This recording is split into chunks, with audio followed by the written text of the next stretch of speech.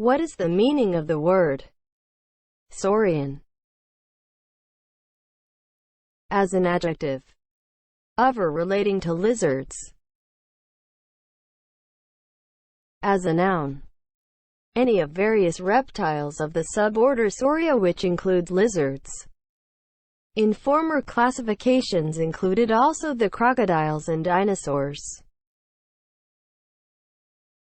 Saurian is spelled S-A-U-R-I-A-N. Saurian.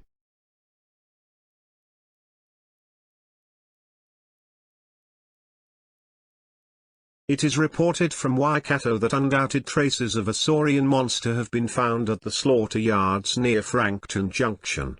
Yesterday morning the carcass of a sheep was found, which had been taken from a hook and devoured, and the bones clean picked.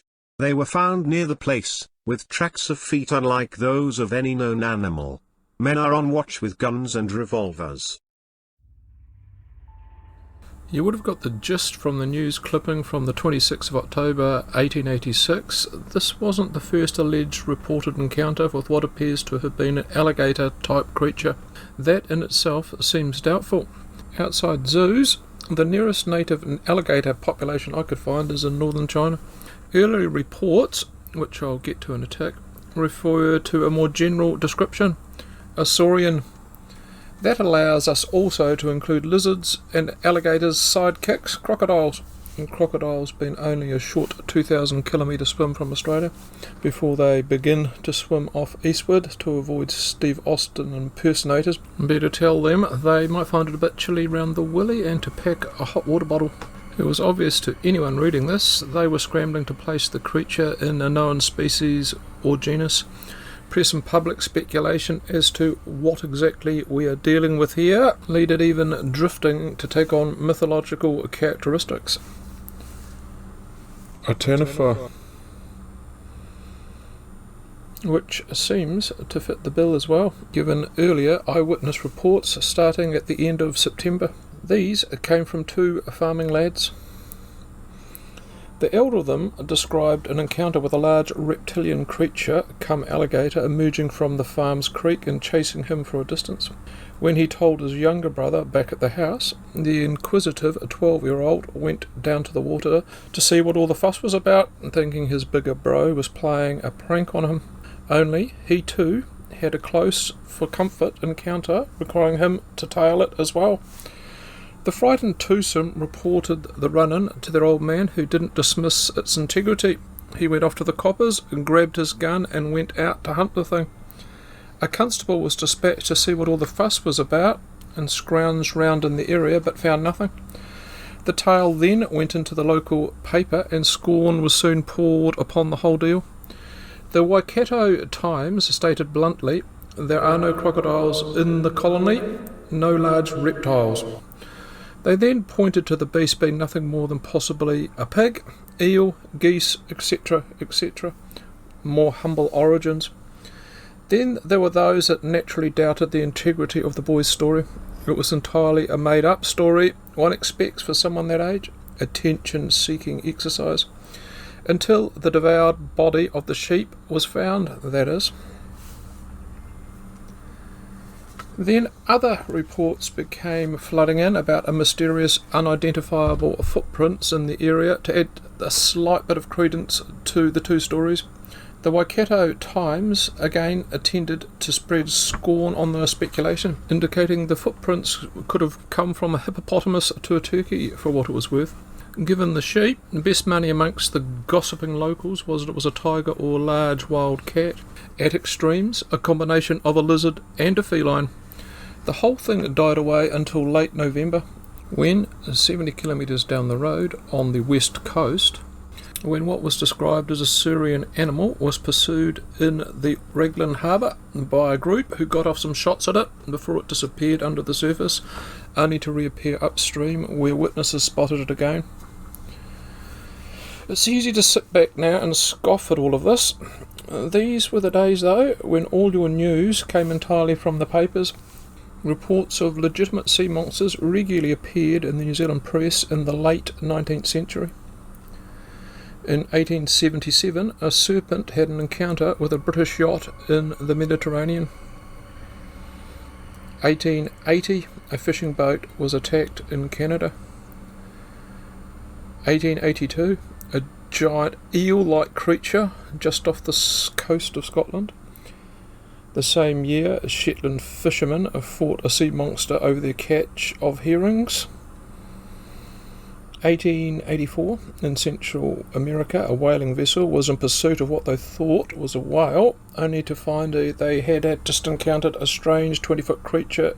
I'll just give you time to read the description. 1886, a 90 to 100-foot creature off the coast of South Africa. Now put yourself in the boots of Kiwis at the time, when this local report cropped up in November of 1878. It wasn't greeted with, "Oh wow, that's earth-shattering," you would have presumed would be the case. The only remarkable thing about the story at the time was that one had popped up in the Hauraki Gulf. There had been reports of a similar sea serpent off the coast of Australia a month or so earlier, and it was speculated this could be the same beast. To put this into modern context, it was greeted at the time with the same amount of interest we today would say review a report of a deep sea worm. In 19th century, the lands and oceans were turning up a treasure trove of newly discovered animals. The most fascinating of those were the ones that died out millions of years ago. I'm talking dinosaurs. Thanks to Darwin, humans now knew their humble roots. At the same time, paleontology was now giving people the first tantalising glimpses of creatures that once roamed the planet millions of years prior. A very good specimen of a plesiosaur was dug up in New Zealand in 1872. At the time, it was not considered beyond the realms for the last dinosaur species to still be roaming in deepest, darkest Africa, the unexplored jungles of the Amazon.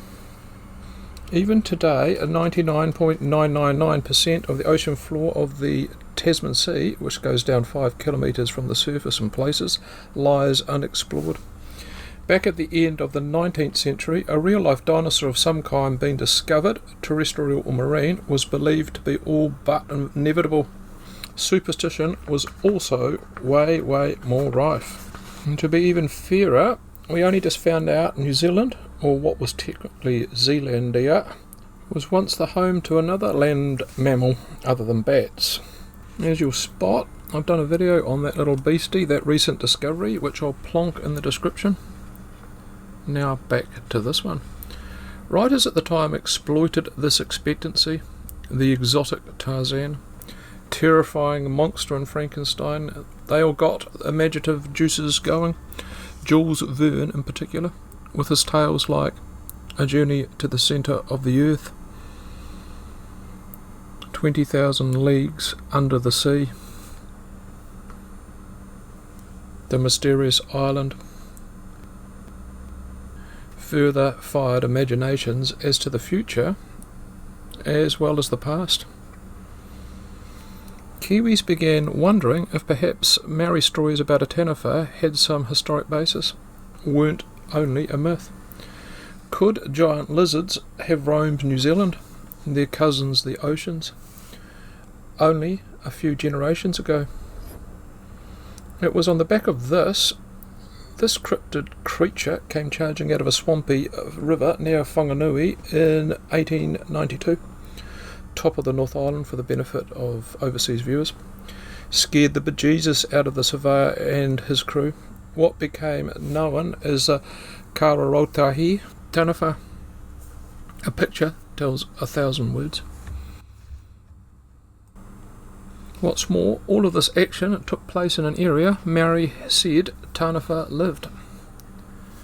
7 years later, we have a report of another close encounter with a giant lizard creature close to Gisborne, when a European bushman stumbled upon a four-legged lizard that retreated to a hole in a tree. He regaled the story back in civilization, and the local Maori were quick to point out it was a Kumi. What is or was a Kumi?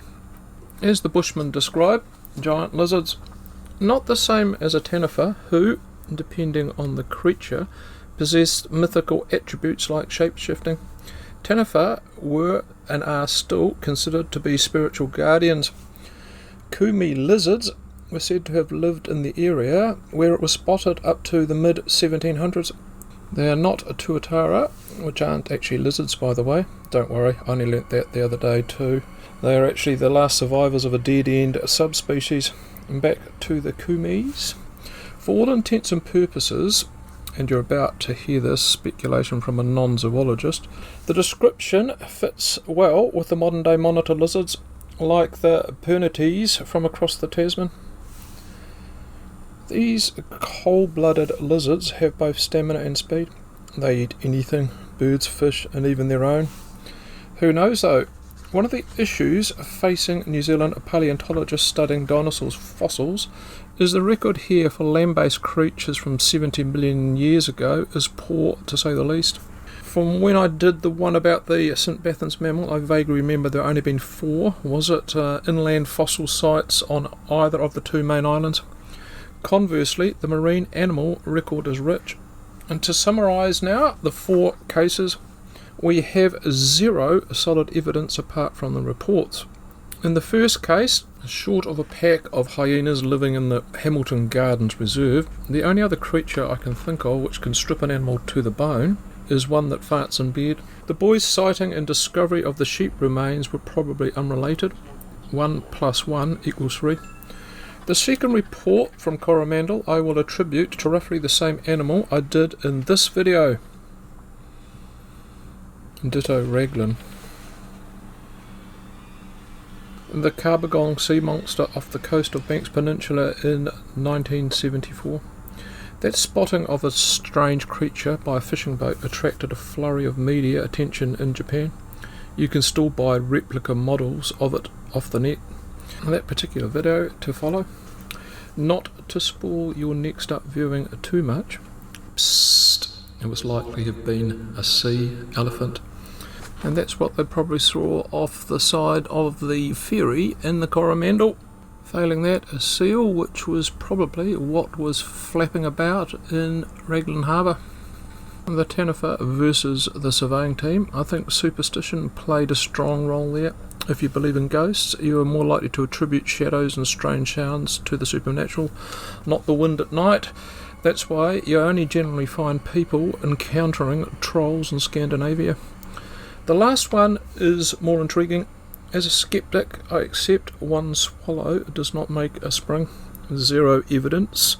No body or remains have ever been found of such a lizard. Who knows about a Kumi? Any amateur archaeologist watching this could make a name for themselves, unearthing a giant lizard that roamed the hillsides only a few centuries ago. Made strange drum-like noises.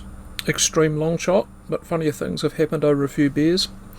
Next up, as I pointed out, is the Kabagon Sea Monster, and in the description is the St. Bathans mammal. I've also started a Buy Me a Coffee page, so you can show your appreciation. I was starting with a measly £5. You can't even get a decent sweet mixture these days for a £5. Bye for now.